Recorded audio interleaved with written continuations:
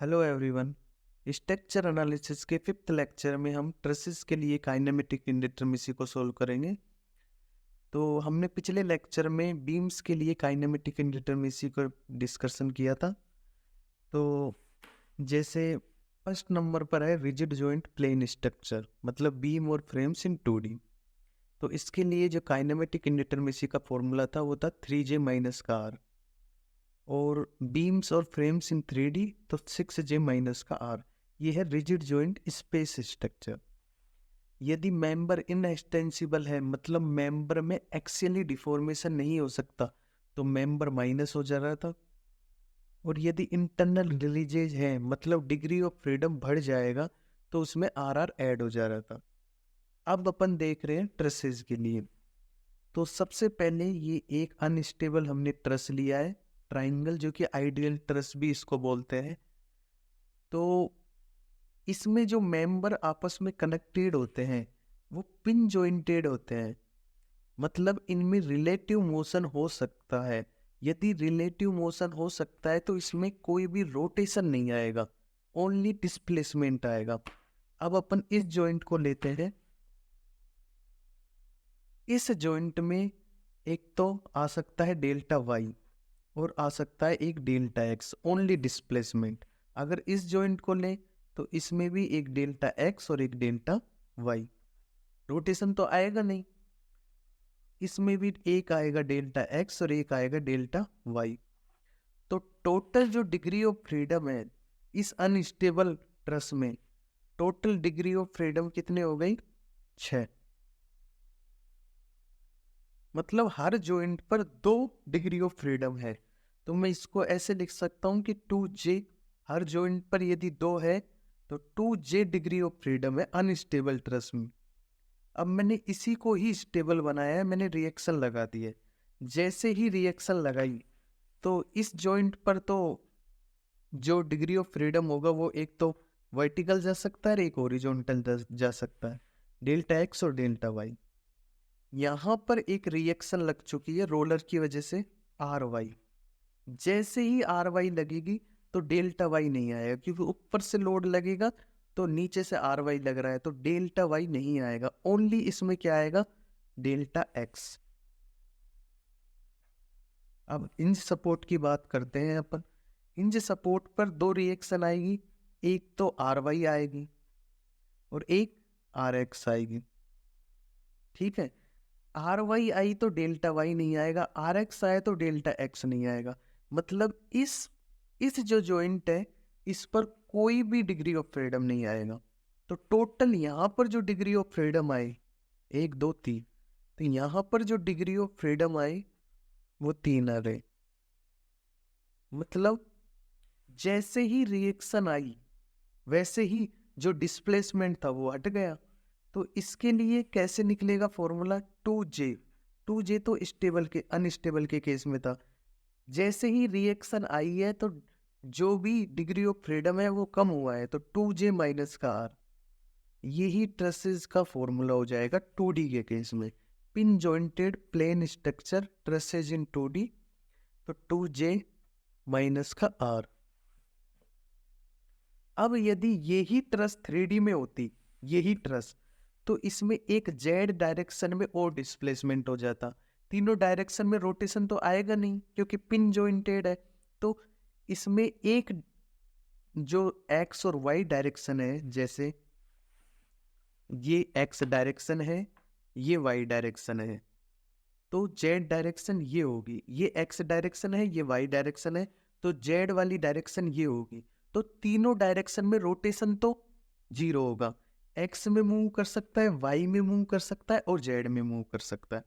तो 3D में जो इसका फॉर्मूला होगा डीके का, डिग्री ऑफ फ्रीडम का या डिग्री ऑफ काइनेमेटिक इंडिटरमिसी का, वो हो जाएगा 3J।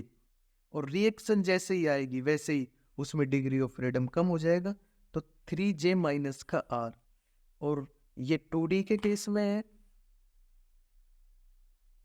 और ये 3D के केस में है।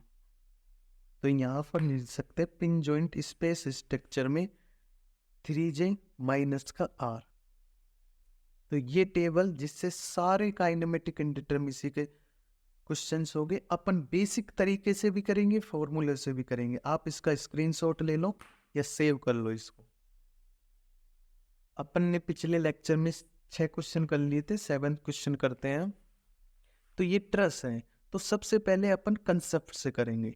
ये सपोर्ट है, ये डेल्टा एक्स मूव हो सकता है, डेल्टा वाई मूव हो सकता है। ये सपोर्ट है, ये डेल्टा एक्स मूव हो सकता है, डेल्टा वाई मूव हो सकता है। ये सपोर्ट है, ये डेल्टा वाई मूव हो सकता है, डेल्टा एक्स मूव हो सकता है। ये भी पिन जॉइंटेड सपोर्ट है, ये डेल्टा वाई मूव हो सकता है और डेल्टा एक्स मूव हो सकता है। तो 4 सपोर्ट है, मतलब 8 डिग्री ऑफ फ्रीडम है। यहाँ पर कोई डिग्री ऑफ फ्रीडम नहीं है, हिंज है, दोनों रिजेक्शन आएगी। रोलर पर एक हॉरिजॉन्टल डिग्री ऑफ फ्रीडम होता है, हॉरिजॉन्टली आज़ादी होती है। तो टोटल जो डिग्री ऑफ फ्रीडम आ रहे हैं वो 9 आ रहे हैं। तो डिग्री ऑफ फ्रीडम कितने हैं? 9 है। तो ये ही काइनेमेटिक इंडिटरमिनेसी हो जाएगी। फॉर्मूले से यदि अपन करते हैं तो 2j माइनस आर होगी, 2 जॉइंट है 1 2 3 4 5 6, जॉइंट है 6, रिएक्शन है 3। तो इस फॉर्मूले से भी जो काइनेमेटिक इंडिटरमिनेसी आएगी वो 9 आएगी। ठीक है, नेक्स्ट प्रॉब्लम को सोल्व करते हैं। तो पहले अपन वैसे ही बेसिक तरीके से 1 2 3 4 5 6, 6 सपोर्ट है, तो 6 डिग्री ऑफ फ्रीडम, 6 पे हर पे 2 होते हैं डिग्री ऑफ फ्रीडम, तो 6 इंटू 2 12 डिग्री ऑफ फ्रीडम, और 1 डिग्री ऑफ फ्रीडम यहाँ पर, तो टोटल 13 डिग्री ऑफ फ्रीडम है।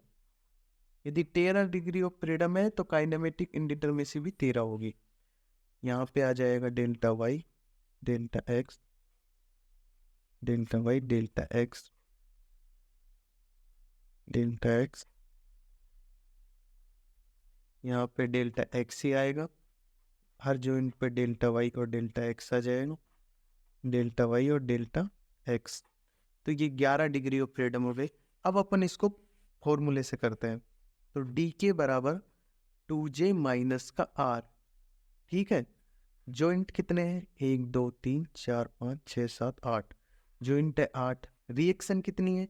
तो रिएक्शन यहाँ पर 2 आएंगी, यहाँ पर 1 आएगी, 3। तो 16 में से 3 गई तो 13। तो फॉर्मूले से भी जो काइनेमेटिक इंडिटरमिनेसी आ रही है वो 13 आ रही है, और बेसिक कंसेप्ट से भी 13 आ रही है। नेक्स्ट प्रॉब्लम को अपन सोल्व करते हैं, 9th नंबर की को। तो ये मैंने एक ट्रस लिया है जिसमें दोनों तरफ मैंने हिंज सपोर्ट लगाए हैं। तो सबसे पहले अपन बेसिक से देखते हैं। 1 2 3 4 5 6 7 8 9 10 11।